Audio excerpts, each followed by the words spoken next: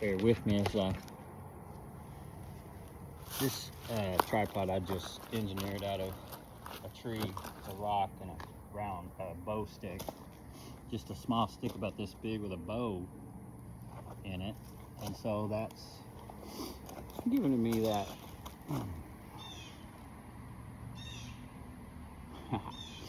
in front of the camera time. And center right, here we go. This is a spot that's near and dear to me. I've neglected it a little bit, and that's on me. I'm confessing. Lord and I speak here, and of course I speak everywhere with the Lord now. It feels like, and so this chin occasionally is this oil filter. There's an oil filter right here. Sorry, y'all. My environmental eyeball caught that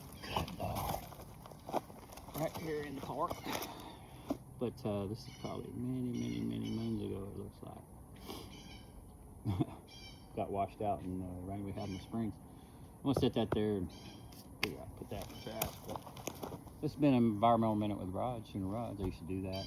Environmental, occupational health and safety, and a bunch of stuff that the Lord blessed me with the talents to do that after I was saved and actually follow my passion, which was protecting people from getting injured after a lot of us got injured in the Gulf War. And I just did that in various industries all over the place. And that's all glory for God. What I did this is what I believe, what I did in the right spirit and in truth and seeking God and trying to not please just the circumstances around me or fit in, which is easy to do for a lot of people that want to just fit in, you know. Maybe you were felt like, or you're kind of the odd person out a lot of times in different group settings as a kid. And I mean, even nothing, listen, those are all under the blood. That's the old man that we continue to crucify.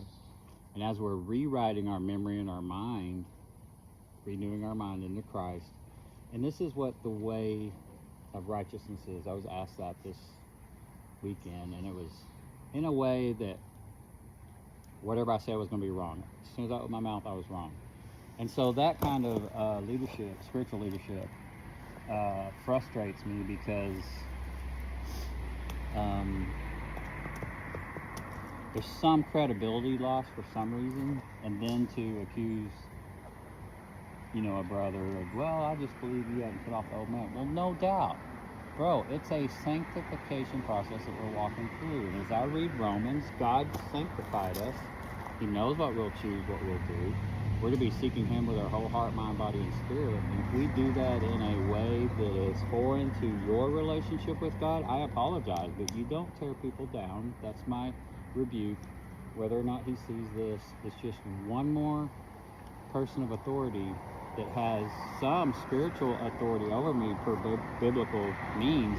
And if I want that spiritual authority over me and my wife, I'm going to test that spiritual authority. And it says test the spirits. Be wise as a serpent, gentle as a dove. We've been gentle. Special Forces officer, me a private, you know, E4, I didn't, sergeant, you know, buck sergeant for for a day, got out-ish. Didn't want that responsibility. Although I took responsibility for the souls around me as Christ led me, I witnessed to people. Have my whole life. Don't know, don't care, don't count.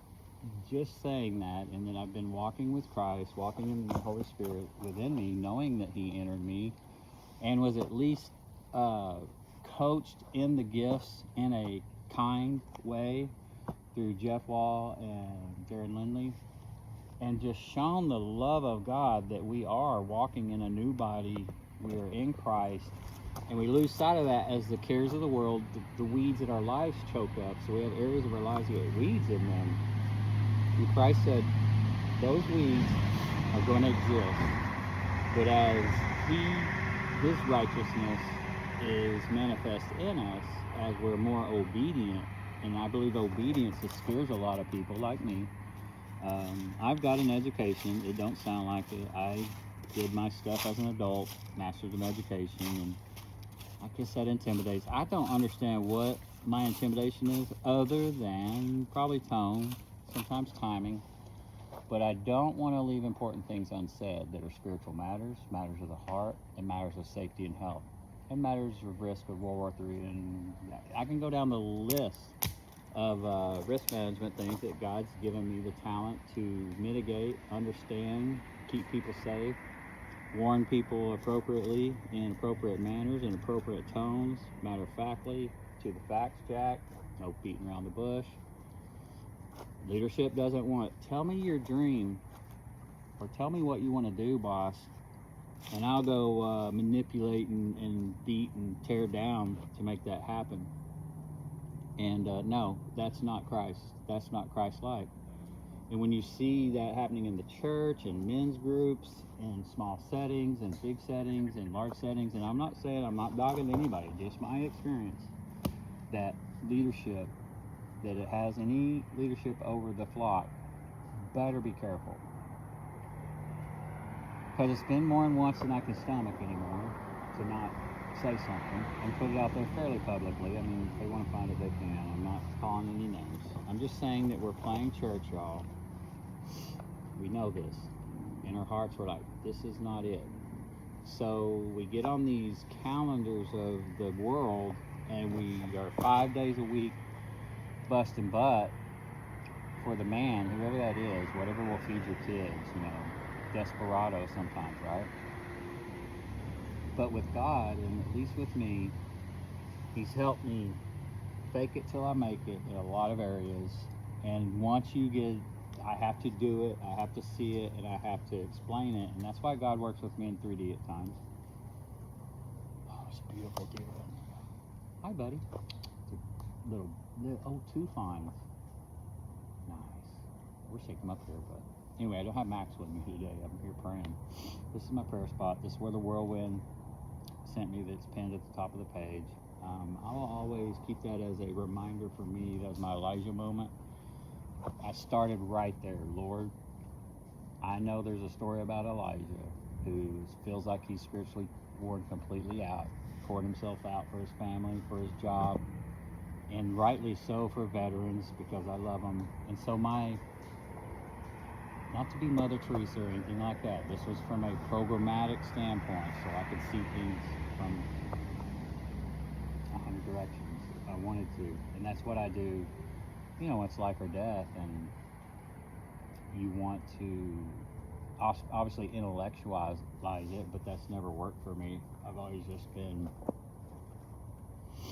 not MacGyver, but just get it done, the least amount of energy expended, and you mark that off your to-done list, and you have a done list that's 6 times larger than your to-do list at any given time.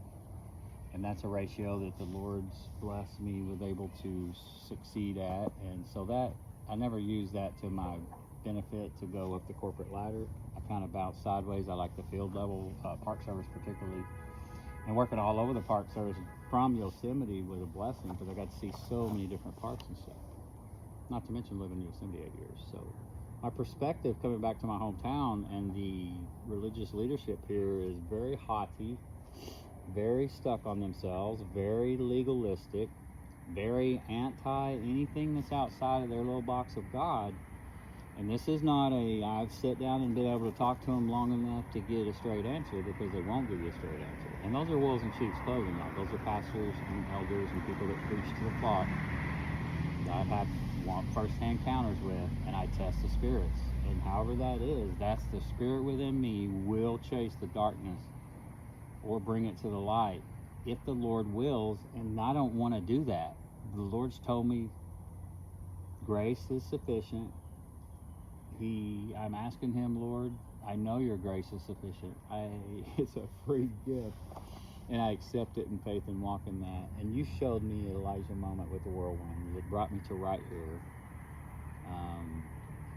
All for God's glory. This is not for my glory. It was Him picking me up, giving me my Elijah moment, saying, Roger, you wore out. Let me pick you up and show you I still got you.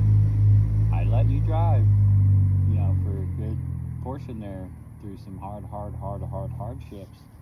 And you tried to give it to me, but you kept hanging on to what your what God gifted me with, whatever it was, my understanding of how things should go were not God's understanding of how I should be formed into the image of Christ, like Him. Being led by a whirlwind here, showing me get up off my butt. You got a double portion of Sandy's authority when it comes to her intercessory gift. I will give you that. You will have an intercessory gift. Use it. And as I used it, this whirlwind kept getting bigger and bigger and bigger. And so I didn't know this until after the whirlwind. You have to go back and talk to God and say, what do you want me to know about that moment? What about that moment? What about this moment? What about this moment? And you get that curiosity with God, where He's at in every moment of your life. And He continues to open up the expanse of your mind, because mine was closed down in a tunnel vision due to stress and anxiety, and not depression, but grief. And grief mimics depression, because you just soon not talk to people, you just soon not get you're the third wheel out everywhere, everyone, you're all your friends. It's like divorce, except worse, because everybody's woe is you, and they bring you down, you bring out the down in them, and you don't want to do that. So if you're uppity and happy and joyful, just oozing from you, that pisses people off because you're a widower. And so there's no winning for the men in a culture that, there's no winning for men in a culture that have beat the men down so far that it's